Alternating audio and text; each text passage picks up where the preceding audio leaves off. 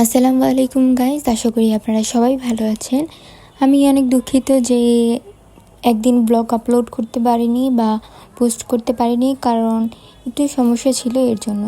তো চলুন আজকে দেখাই আমি কি করি। ফার্স্টে সকালে ঘুম থেকে উঠে যাই এবং আজকে একটু কোচিংয়ে যাব, কাজ আছে। এদিকে আম্মুকে দেখি রান্না সব প্রায় শেষ। আজকে এগুলোই রান্না করেছে। আমি কিন্তু নাস্তা খেয়ে নিয়েছিলাম, ওইটা আর কি আমি আপনাদেরকে শেয়ার করিনি, কারণ আমার নাস্তার রুটিনে এক জিনিসই থাকে। এরপরে আমি গোসল টোসল করে রেডি হয়ে চলে যাই, আজকে একটু কোচিংয়ে যাব। তারপরে রাস্তায় এসে পড়ি, যেহেতু দুপুর টাইম প্রায় 2:30-3টা বাজে, যার কারণে রিক্সাই পাচ্ছিলাম না। অনেক কষ্টে একটা রিক্সা পাই, তাও দেখতে পাচ্ছেন রাস্তা কিন্তু পুরো ফাঁকা। যেতে যেতে আমার সাথে আরও একটা ঝামেলা হয়ে যায়। অর্ধেক যাওয়ার পরে কোচিংয়ের রাস্তায় ওনার রিক্সাটা আর কি নষ্ট হয়ে যায়, চলেই না।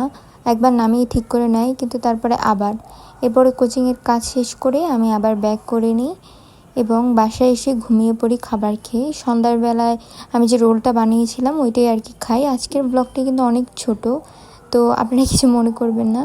আর এই আমার নানুর বাড়ি দিয়ে যে কাঁঠালগুলো পাঠিয়েছিল তার মধ্যে একটা।